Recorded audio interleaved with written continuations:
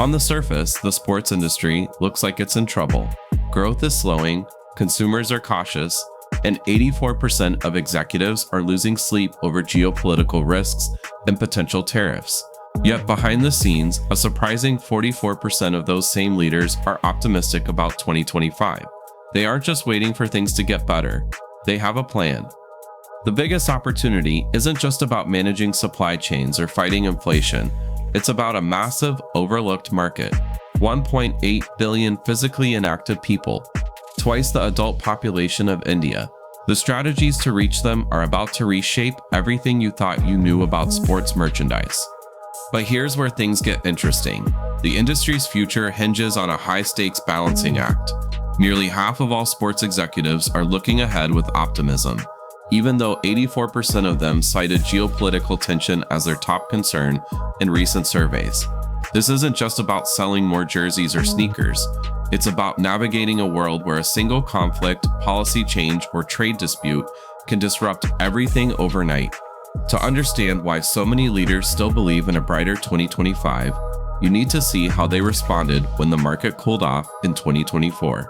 After years of steady 7% annual growth, the industry hit a rough patch.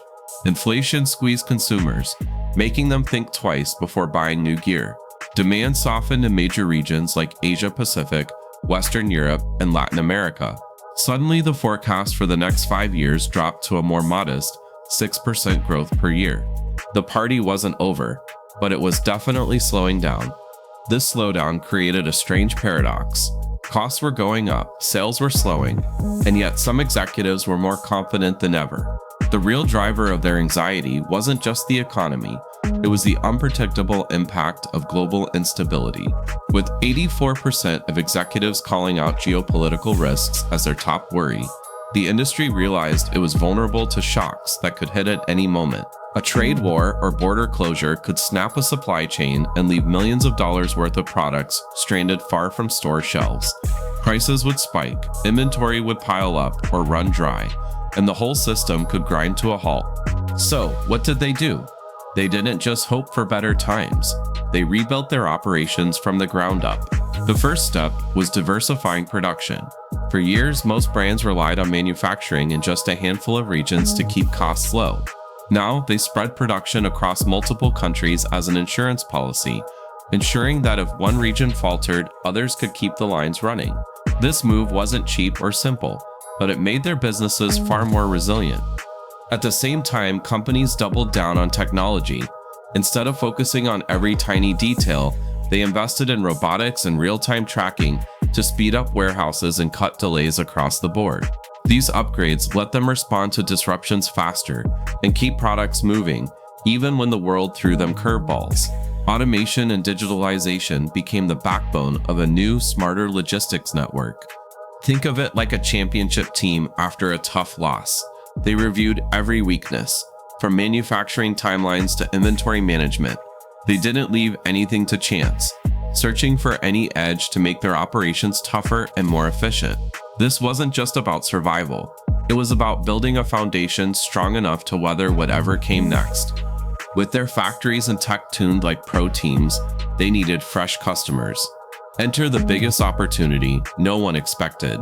As the industry searched for its next game changer, it found a challenge hiding in plain sight, one that could redefine the entire playing field.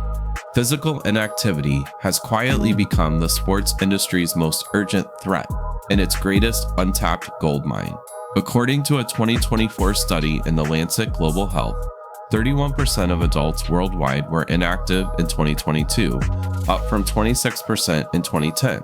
That's nearly 1 in 3 people not meeting even the most basic recommendations for movement.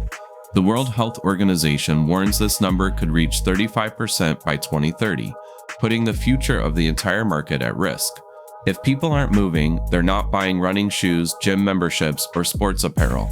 The pool of potential customers is shrinking, and that spells trouble for every brand in the business. But when you look closer, the market isn't just shrinking, it's splitting in two. On one side, there's a dedicated group of highly active consumers for whom fitness is now a core part of their identity. For these people, exercise isn't just a hobby, it's woven into their routines and even how they see themselves. On the other side, there's a massive and still growing segment of the population that remains almost entirely sedentary. This group, 1.8 billion people worldwide, equivalent to twice the adult population of India, represents the single biggest opportunity the industry has ever seen. Here's where smart brands are flipping the script. Instead of fighting over the same group of fitness fanatics, they're turning their attention to the enormous base of inactive adults. The McKinsey report calls this out as the most significant opportunity for sporting goods companies. The challenge isn't just about selling more of the same products, it's about removing the barriers that keep people from getting started in the first place. That means creating gear that's approachable, not intimidating.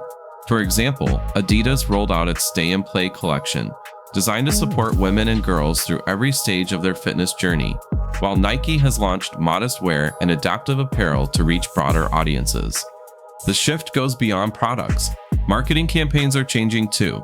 Instead of only showcasing elite athletes crossing finish lines, brands are celebrating the first steps. Literally, the message is about progress, not perfection.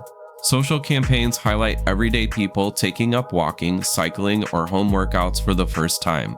Fitness apps are being redesigned to encourage gradual improvement and community support, making exercise feel more accessible and less isolating. Even the language is changing, focusing on small wins and personal milestones. There's also a big push to engage young people early. By investing in programs and products that get kids and teens moving, brands are betting on a future where lifelong habits start young. The hope is to prevent the next generation from joining the ranks of the inactive. By targeting beginners, brands are creating a whole new market rather than fighting over existing customers. This approach is already sparking new demand for merchandise and reshaping the strategies of industry leaders. But while companies focus on getting people off the couch, another revolution is unfolding, one driven not by who's playing the game, but by how we watch and share it. Digital platforms are quickly becoming the new front lines for sports merchandise sales. Streaming services and social media aren't just changing how fans watch, they're rewriting the rules for how brands connect with customers. The days of simply airing games on cable are fading fast. Now, streaming giants like Amazon and Netflix are investing heavily in live sports, locking in deals for NFL games.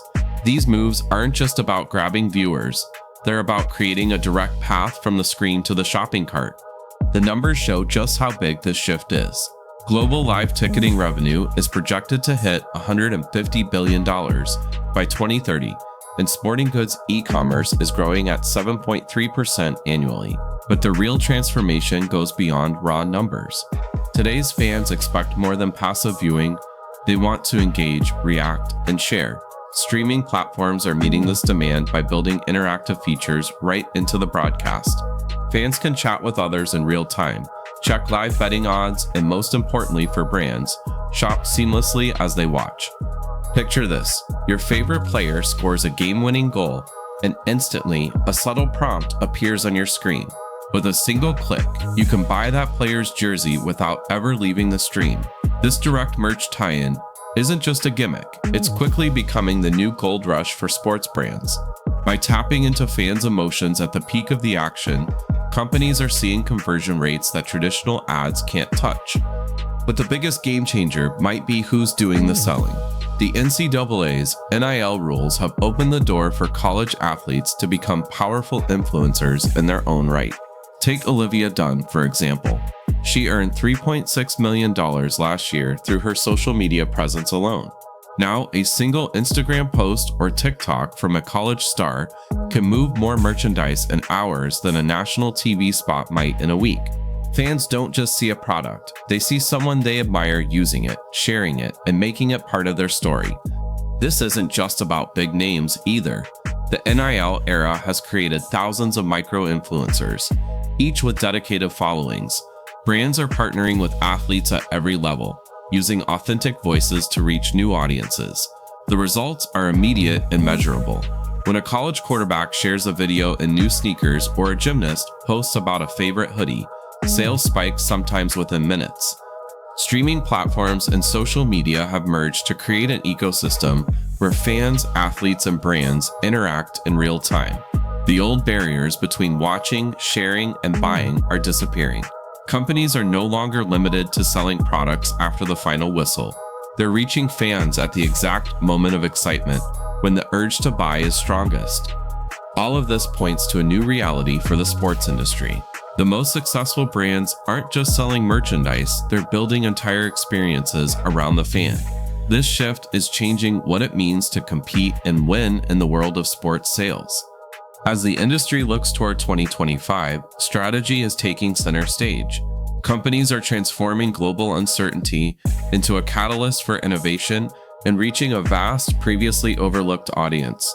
The licensed sports merchandise market is projected to grow from $36.36 billion in 2024 to $49 billion by 2030, at a 5.2% compound annual growth rate. Meanwhile, sports sponsorship is set to hit $115 billion in 2025 and surge to $160 billion by 2030, growing 8.7% each year. The real differentiator? The winners will be those who blend streaming, social media, and athlete authenticity into a unified fan ecosystem. Which strategy will you bet on as sports marketing enters this new era?